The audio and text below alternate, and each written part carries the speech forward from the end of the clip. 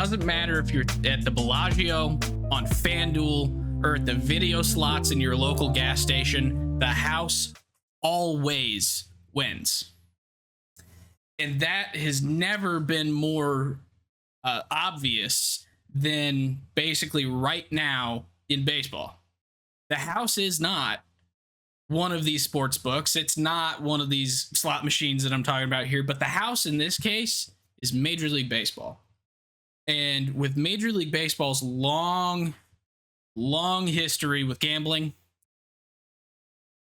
the league itself always comes out on top and the players always lose. And I think this is something that is kind of important to look at with the changing landscape of sports betting with online sports books and advertising and things like that. So we wanted to take today to talk a little bit about gambling, its history in baseball, and how it's affecting us right now. So before we get into that, Gautam, how you doing? I am doing great.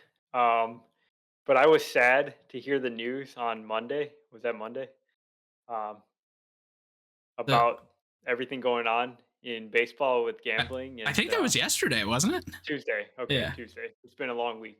Uh, but yeah, it's disheartening. I think we're gonna get into some of the whys and also some of the historical precedents for some of the stuff that's going on, and hopefully we'll try to make sense of it all. Yeah. So I guess that we should probably start all the way back at the beginning, right? Yeah. So gambling in baseball has actually been a problem since before professional teams existed. 1865, in a game, I believe it was in New York. I can't remember the two clubs, but there was an attempt to fix a game in just kind of a casual baseball league back in 1865. That's kind of when this all started, but it didn't become a big deal until 1919. I believe it was Kennesaw Mountain Landis was the commissioner at the time, wasn't he? Or was he after that? He would have been in the 40s. But I can't tell.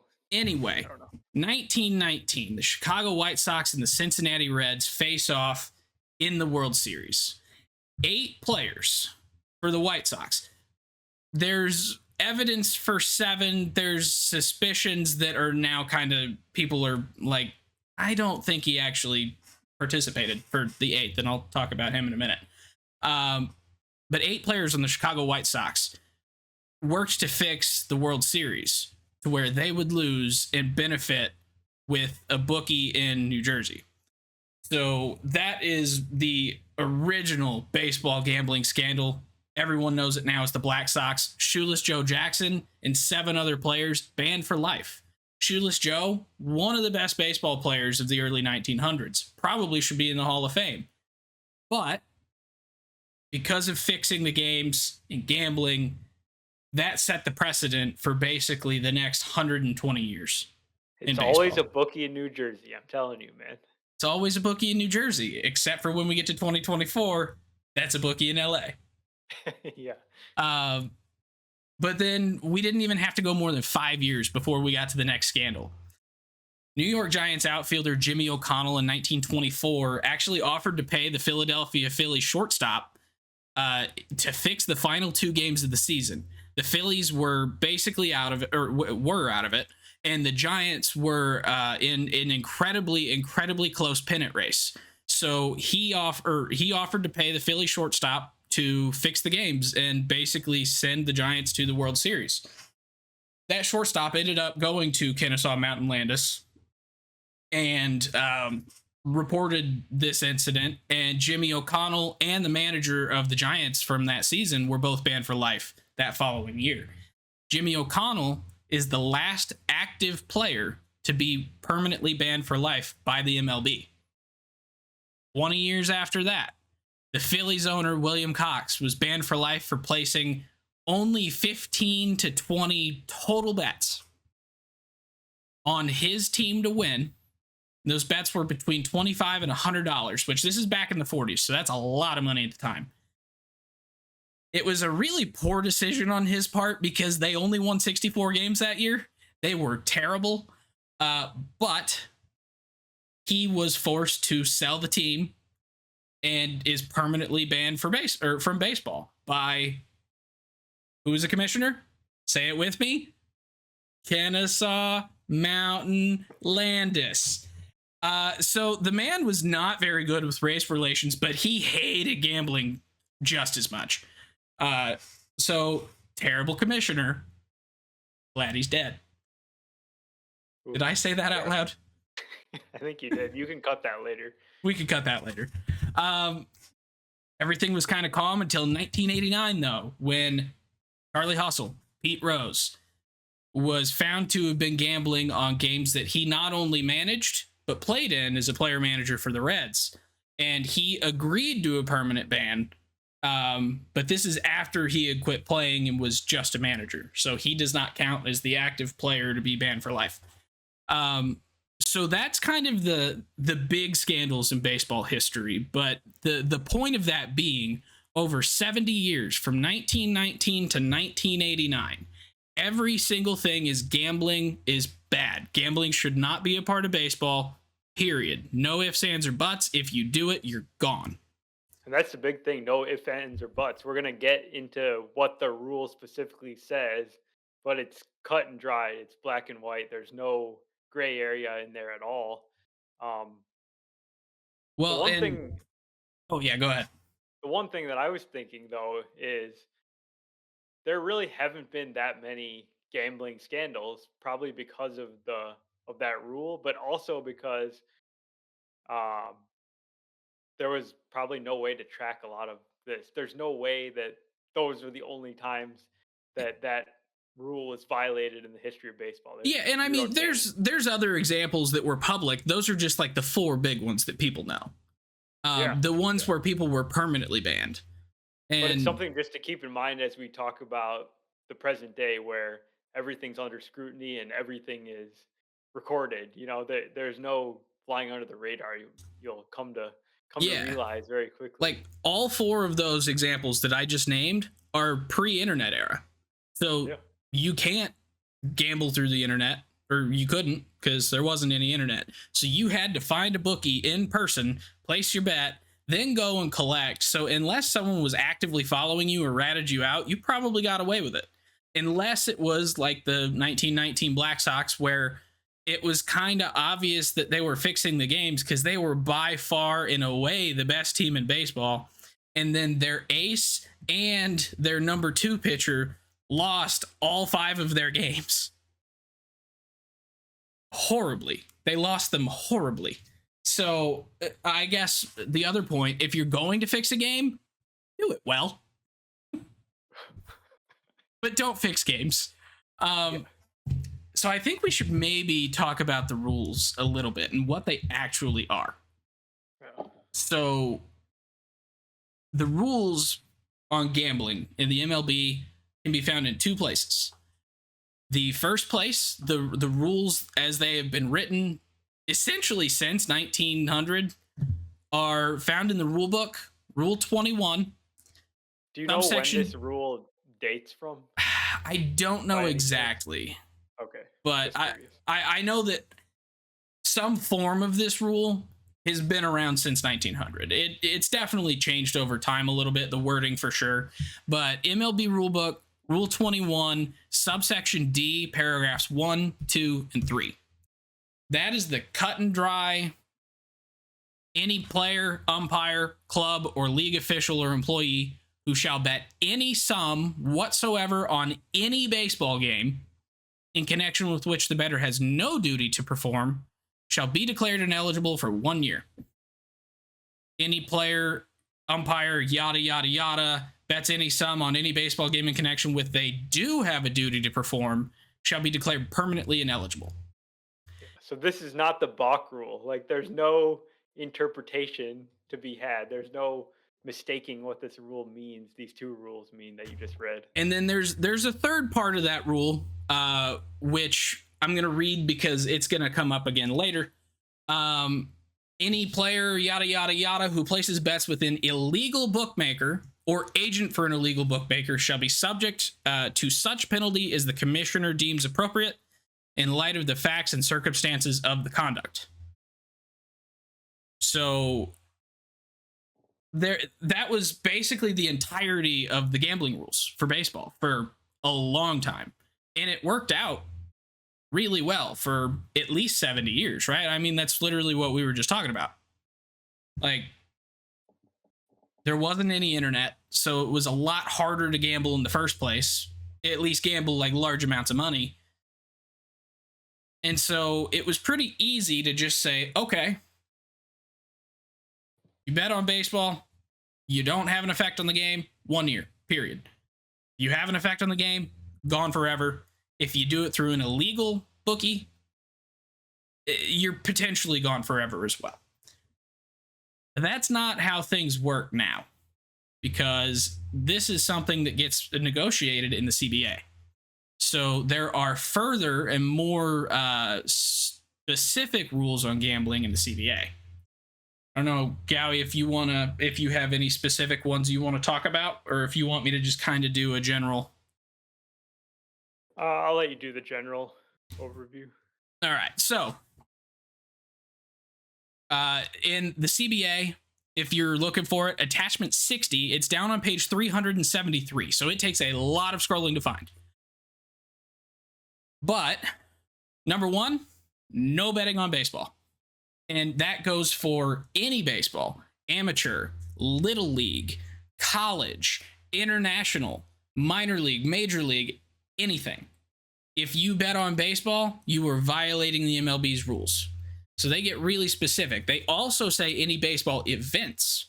So not just sanctioned games, but home run derbies, all-star games, skill competitions, and tournaments. If you bet on baseball in any form whatsoever, it's against the rules. Okay, that seems pretty cut and dry. That seems to match rulebook Rule 21, right? Yep. All right. Now we get to fantasy baseball games. This is something that's Same new. Story, yeah. Something that's kind of new along with the internet, but same story. You cannot participate in any kind of fantasy game that has money or prizes associated for the winners. Okay, checks out. Illegal betting, same thing. Betting on sports other than baseball is totally cool as long as it's through a legal sports book. All right, seems reasonable. Then we get down to the fifth rule before we even start to talk about anything that has a direct impact on the integrity of the particular game.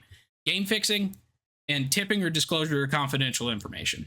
So we do go in, say, you can't fix games or attempt to fix games. And also if you talk about players' health, rosters, lineups, transactions, discipline, or umpires to anybody that has the intent to use that for betting, you're gone. Then we continue, and all of a sudden we talk about, you can definitely sell your name, image, and likeness to all of these gambling companies that are now advertising and partnering with the MLB in order to promote their gambling services for other people to bet on baseball. Definitely do that because it makes us a ton of money. Oh, but by the way, you can't own any sports gambling companies. You can't do any of this, and you have to disclose everything. No, don't do it ever. Definitely sell your name, image, and likeness and pictures so that we can have other people gamble. No. That's the rule book. Yeah, so we need to talk about that. Do we want to talk about what's happened recently, or do we want to just start getting into it? So I think before we get into what's happened recently, I kind of want to ask you, when you read these rules, obviously we could see where MLB's priorities kind of lie, right? But yes. As a fan, as someone who has bet on sports before, I mean, both of us have, what do you see as the biggest problem with kind of sports betting and leagues kind of uh, partnering together. Like, which one of these rules do you think is like the most critical in your Ooh, personal that's opinion? that's a big question. I think the fact that the league and the sports books are so closely tied to each other is probably the biggest issue with this. And maybe this is a separate issue, but I think it's equally as important from like a society perspective is the fact that gambling has been pushed on people in a way that does not present any sort of downside for um, the ramifications and also the addiction part of it because gambling is a potentially addictive activity. It just is, just like alcohol or drugs or whatever. And that's not Yeah. talked about nearly enough. Yeah. But I completely agree with that. I think maybe more where I was intending to lead that question was into the integrity of baseball or the integrity of the sport in general that this is happening with. I mean, the NFL's had their own share of issues with Calvin Ridley and a couple other guys. I think the NBA's had some The NBA problems. just banned a guy, Jonte Murray, for life for gambling on Yeah. So like basketball. So the it seems like first and foremost, from the league's perspective, integrity of the game is first and foremost, which is part of why I think any player who bets on any form of baseball, period, even if it's not their league or anything that they can participate in or happen to know anybody in, even if they bet on a game in the Czech Republic, it's a problem. And I think that's because of the perception that people are going to have, the public view of the league that, oh, if their players are allowed to bet, then they're probably fixing the games and everything and blah, blah, blah, blah, blah. Like that seems to be the entire purpose of all of these rules against gambling, does it not? yep. I mean, MLB has to do that. It's like of utmost importance to their sport that it's not undermined by people that are fixing games or basically affecting the outcome of the game based on gambling. Yeah. So, with that being said, I guess just in general, the growing relationship of all of these online sports books, ESPN Bet, FanDuel, Fangraphs, Underdog Sports. There's Bet 365, I think, has a bunch of commercials. Like, there's so many you can name. Like, in all the big casinos in Atlantic City and Vegas, they all have their own online sports books and stuff now too. Like, it's insane. It's a massive industry that, like you said, is addictive. And just casually in the middle of the rules, MLB's like, hey, we get a lot of money doing this. Please feel free to go and advertise for all of these companies because then they'll come to us, they'll give us money to advertise in our stadiums and do all this nonsense, and it's really good for our business. Yeah. But they've historically always wanted to be as far away from gambling as they possibly could. Yeah. So there's this. It's Two like two, faced. yeah, it's like Two It's Face from Batman. Flip a Yeah, it's coin. one side historically they've always been very against gambling, but since 2018 when uh, the law was changed basically where Amateur Sports Protection Act from 20 Professional and Amateur Sports Protection Act 2018 was repealed, which allowed the advent of sports gambling apps that anyone can download today and go, from your fingertips, you can place bets on just about any market you can think of, and other markets you don't even know what they mean. Like it's just wild the amount of stuff that's out there. Since that's happened, MLB has quickly realized how lucrative a business this can be for them, and a massive revenue stream when they're losing money in other markets like cable TV. Like they're always looking for ways to make more money. It is a business after all. Um, so you understand it from the business perspective, but it also feels wrong. It feels wrong in so many ways because it feels like it's against the integrity of the game, even if it's not. Even if no baseball players were betting on the games, um, it just feels like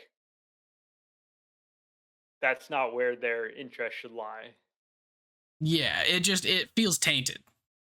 Yes. Like it's not necessarily bad, but it's a little bit dirty, and you just kind of want to shy away. And I mean, not everybody's like that. There's people that really enjoy. I mean, literally the high from winning a bet, or the I guess the excitement of, am I right? Am I wrong? What's gonna happen? Having some skin in the game, having something on the line. It's fun. Yeah, it's fun. It gets people more involved in the sport. I totally get that. But it does, I mean, it's all about money for the people gambling, for the people that are, for the house that's always winning from this. Like, it's all about money, and money motivates people to do bad things. Yeah. And that's something, just as an aside, I've noticed, sit at a baseball game or whatever, and people are talking about the bets that they've placed. You hear them in the row behind you or whatever. And you can just kind of feel like they don't, the game's not like super important. It's just the bet is really what's keeping them interested, and what they're interested in. Yeah. And that's fine, I guess, but it's not like, it's not for sport, I guess. It's for gambling. Yeah, and I mean, I get it. You're going to bring in as many people to the event as possible to maximize your profit. So if you could get people there that maybe don't like baseball that much, but you could get them invested by having a line of Nolan Gorman hitting one home run this game, and then he does it. Like, that's going to get people excited. It's going to get people into your stadium to watch the games, or turn it on TV to watch it. And because, let's be honest, if someone bets, they're probably going to watch the thing that they bet on, because otherwise, what's the point? Like, You'd be surprised, sir. you know, that's fair. But with all this being said, um, we bring it up because a few things have happened recently that have been major in the news. And it's things that go directly in the public view of, is baseball an honest sport? Is there integrity in this league? And the biggest one, something that I think we've avoided talking about for the most part, is Ipe Mizuhara, Shohei Ohtani's interpreter for the last 7 years. He, over the last 7 years, has stolen 16 million? Something like that. $16 million from Shohei Ohtani, and used his job as an interpreter to basically bend the truth to Shohei a bit, not give him all the information, so he didn't realize he was missing money until May 20th of this year, or March 20th, sorry. May 20th is like 2 weeks ago. March 20th of this year, and then a whole bunch of stuff went off. People have been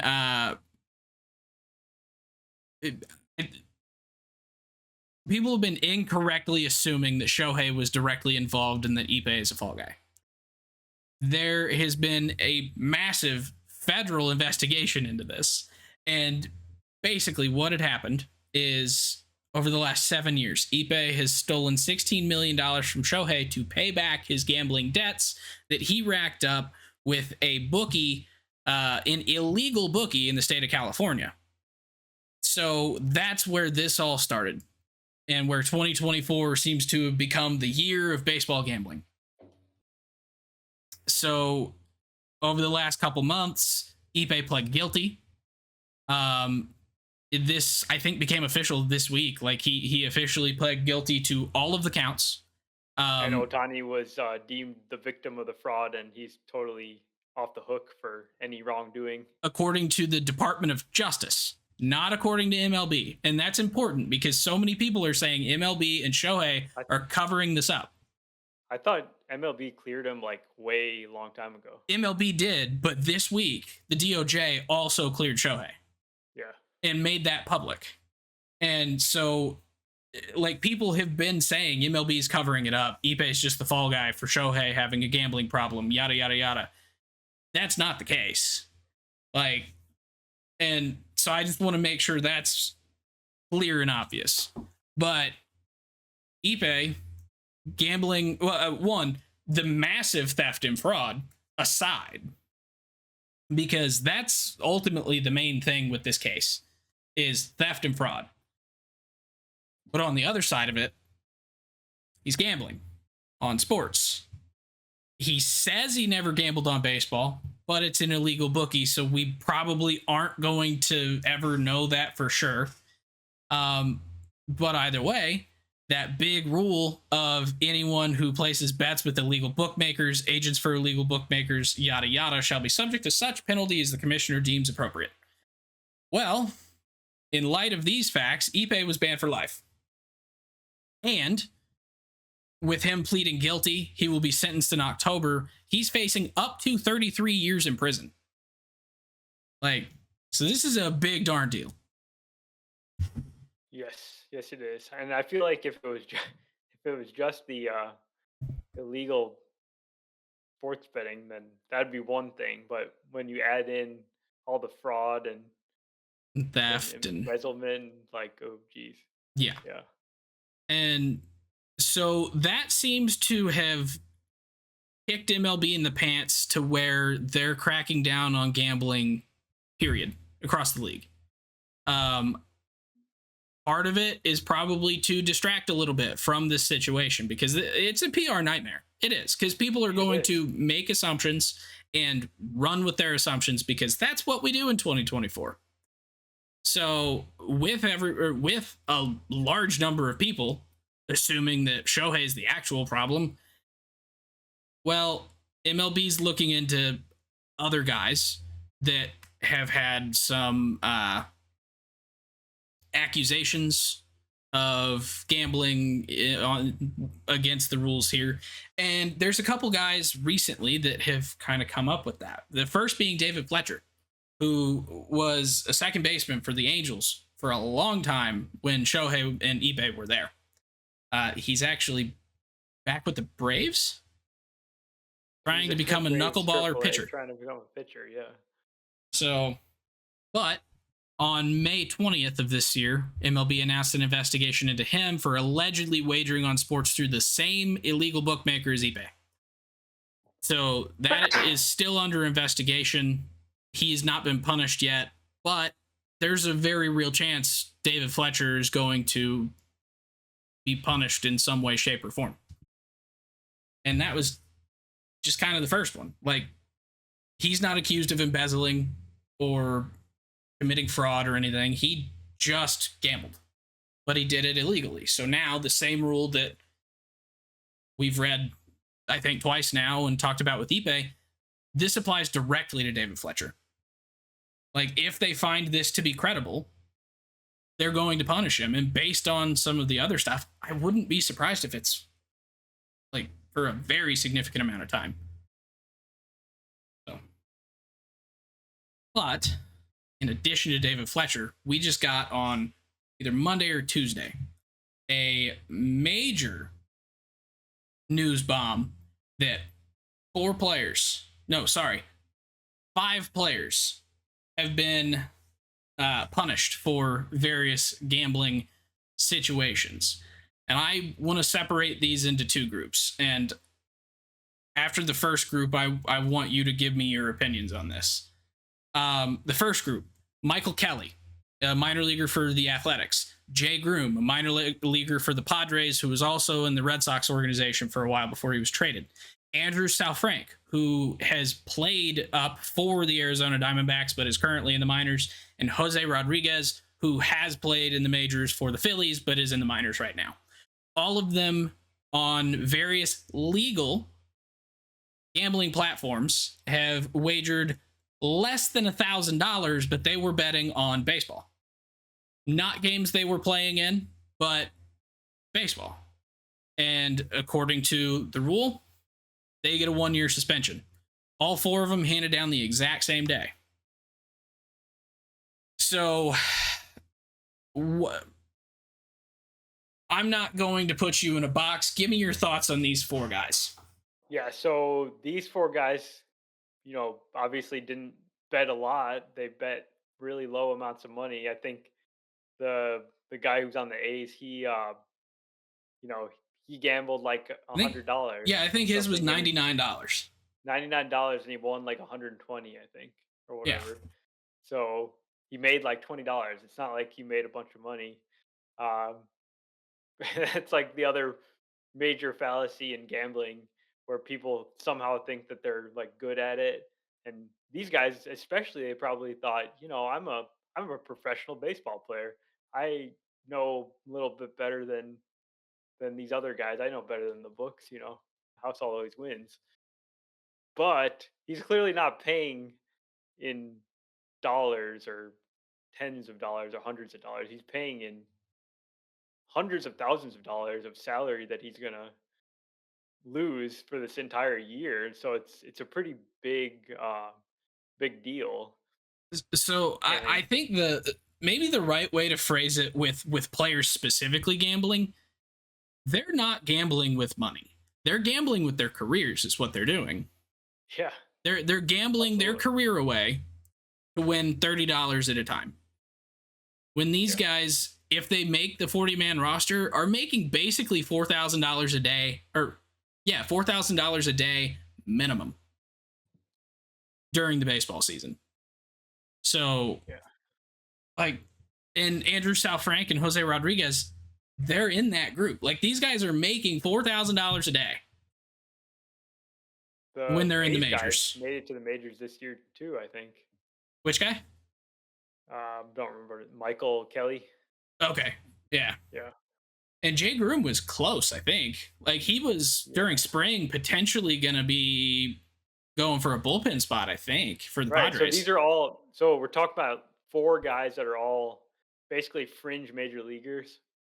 So they all had like legitimate prospects ahead of them, and um, they've obviously risked it all for tiny amounts of money, and they're paying with lots of money that they're losing just from this year in salary, plus putting their careers on the line. And um, it sucks for them. Like I feel bad for them, but also I understand why they're getting this treatment because MLB feels the need to save face, and they have to protect their status as a league that's not going to stand for any type of um, breaking of this rule.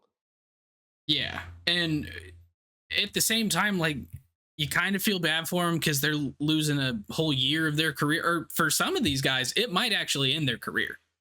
Yeah, Like I think that's important here because these guys aren't number one prospects for teams. These are, like you said, fringe major leaguers. So if a team sees them as a liability because of this, they lose them for a year. Then when they come back off their suspension, if they're really not that good or someone's passed them up, they could very well be cut. yeah, So, like, it's stupid. These rules have existed for so long.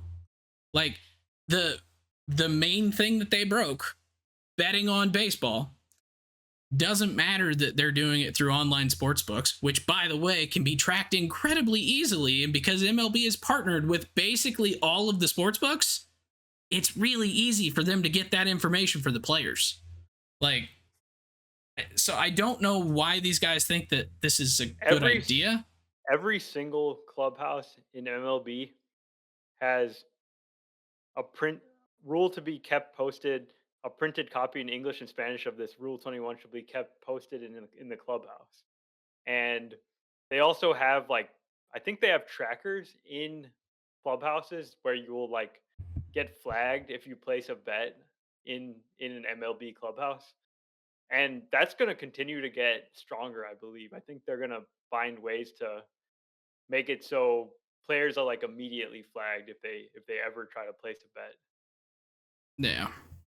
So I don't know. It just seems so stupid.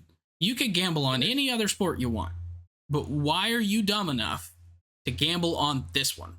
Everyone knows about Pete Rose. That's been a thing for years. He's tried to get reinstated in baseball 3 different times now. Twice with Bud Selig, or no, 4 times. Twice with Bud Selig and twice with Rob Manfred. And he's been turned down all 4 times, very publicly. And he's not a quiet man. So everybody knows about Pete Rose. He's still alive. So the fact that they're thinking that they're going to get away with it is dumb. We're in an age where everything can and is tracked.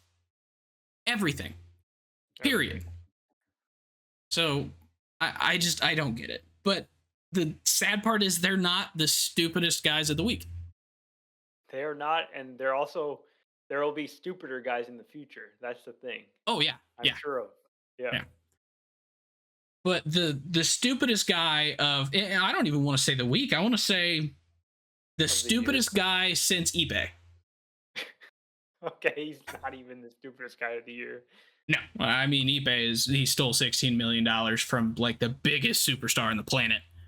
That was going to be found out at some point. So I would argue no one's going to top him for 2024. But Tucupita Marcano, I believe he came up in the Padres organization originally, right? Yeah, he was part of a trade a couple of years ago to the Pirates. And he played there in 22 and 23. And he's played 149 games at the major league level. He is now permanently ineligible for life. Yes. Tucupita Marcano, over the last 2 years, October of 2022, so in the playoffs, and July through November of 2023, so regular season when the Pirates were definitely still playing, and the postseason when they definitely were not. He placed 387 bets totaling more than $150,000. 25 of those bets were on Pirates games. He played for the Pirates. They were on Pirates games. He was not on the active roster for any of them. He was on the injured list for all of them. But he still was betting on games for his team that he has intimate knowledge of and directly violates Rule 21 subsection B. Bet on games that you have, how was it phrased?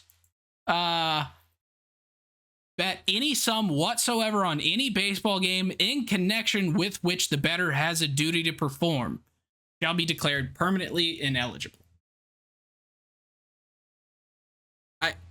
What's more clear than that? Nothing. Not much. Like, he could have bet 367 bets on other teams, and he would have got away with 1 year suspension. Or 387, not 367.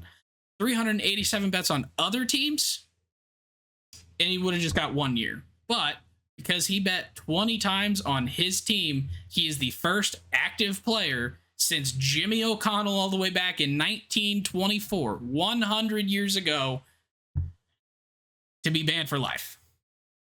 Yeah. And I thought the fact that they threw that nugget in that he only was successful on 4% of his bets was interesting. And it makes a ton of sense from MLB's standpoint to do that because it makes him look like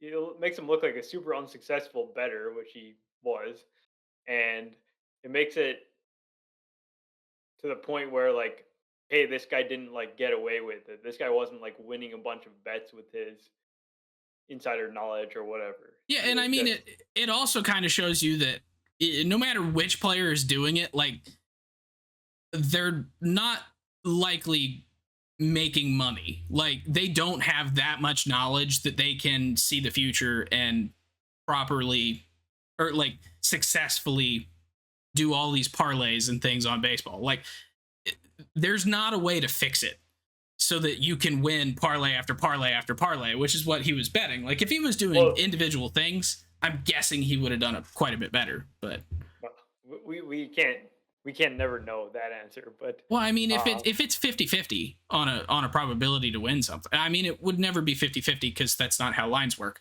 But if there's either a it happens or it doesn't, versus this has to happen and this has to happen and this has to happen and this has to happen, like his success rate probably would have been higher. He would have made less money, but still. right, but basically, um, they they by providing that fact, they stated, or they're basically trying to show that, yeah, nothing bad happened. That scenario that you mentioned about um, games being fixed or whatever, that is clearly not what happened here, Yeah. based on the results. Yeah. And so it's saving face in two ways. One, kind of shielding the Ipe officially pleading guilty because that happened literally the like evening, the afternoon that they dropped this announcement for these five players. That was the morning of the same day that Ipe officially pled guilty to all of the charges on his gambling, fraud, theft, all that stuff. So they did it a little bit to shield that blow because that's a PR nightmare for MLB. We've already been over that.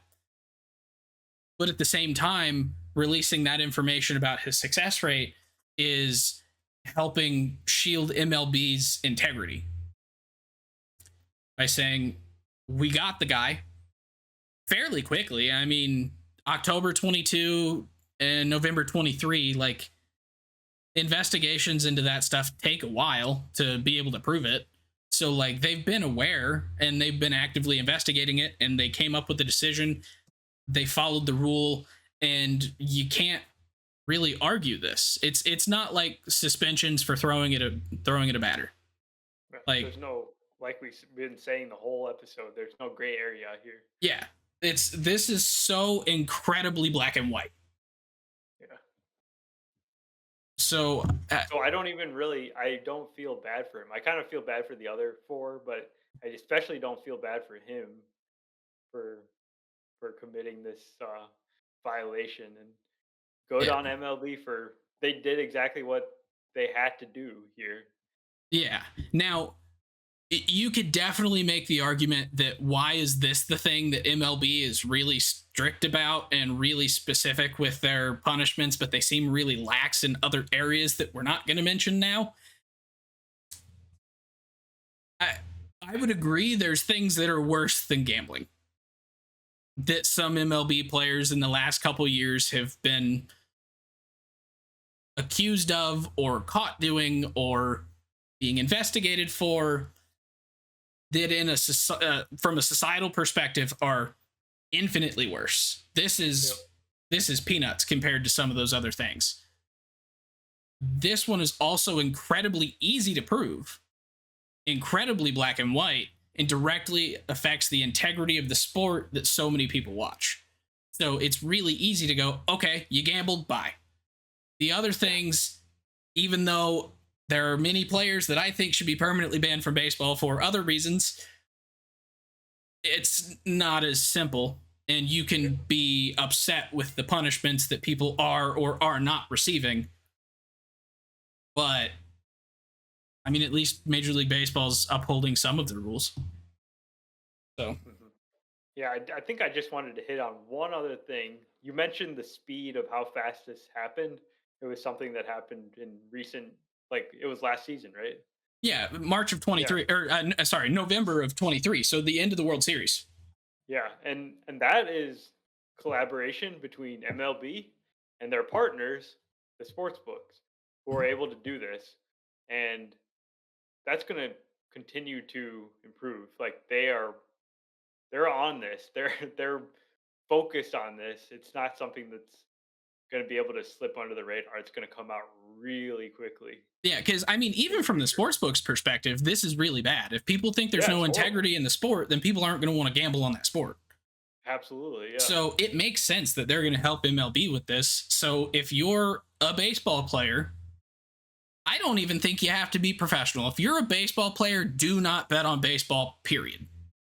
And don't bet on anything just to be safe. Well, yeah, gambling's bad. We don't personally condone gambling. Have we done it a time or two? Yes. Do we do it often? Definitely not.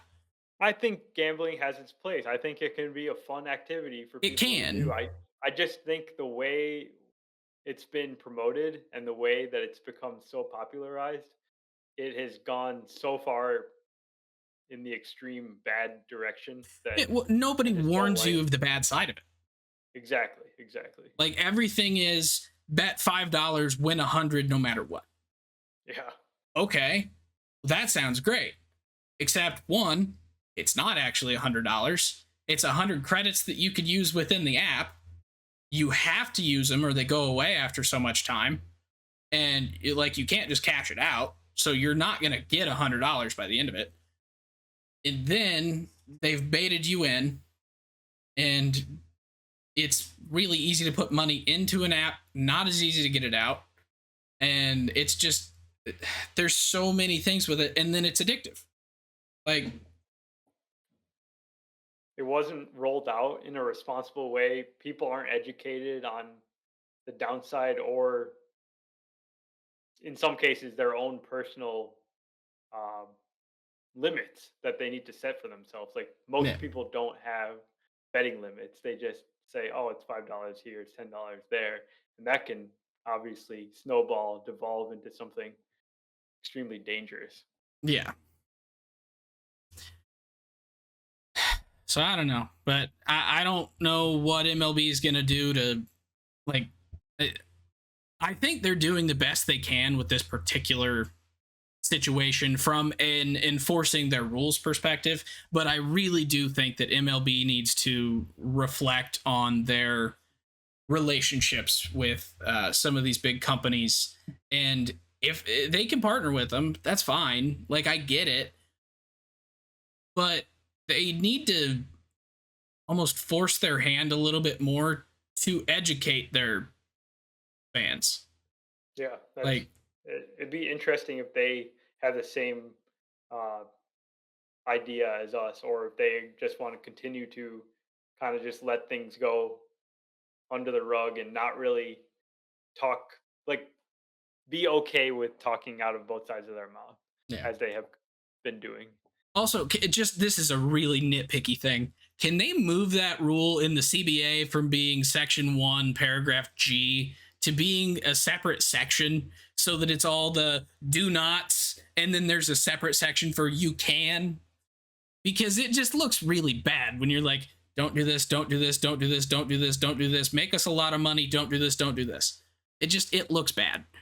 Granted, nobody other than like a handful of people in the world are going to read page 373 of the 2023 MLBPA collective bargaining agreement.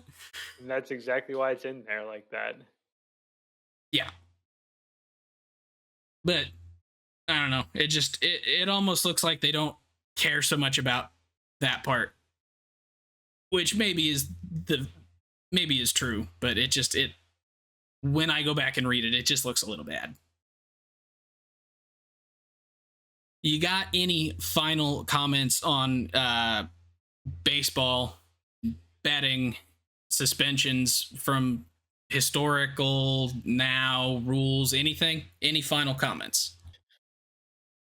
Yeah, just unfortunately, this is not the last of this that we have seen. We're going to see more of this. And I don't know. Hopefully, there's a change in direction by the league. That's what this conversation has made me think about. And they've got to do something different here. They can't just do the same thing over and over. Yeah. That unfortunately, I think for a couple more years they are just going to keep doing the same thing over and over until there's another CBA, if the players care at all, which I would assume if a lot of players are getting band, then yeah, they're going to care. So, I don't know. But that is all we have for you guys today. It was a bit of a heavy topic, but I think it was a really important one. So thank you very much for listening to us. We will be back here on Wednesday to record some new episodes for next week, and we will see you then. If you enjoy the podcast, please subscribe on your favorite podcasting app or YouTube to make sure you don't miss any future episodes. Join the conversation on Facebook, Twitter, Instagram, and TikTok at Getaway Day Pod. If you enjoy card collecting, check out our sister YouTube channel at Getaway Day Cards.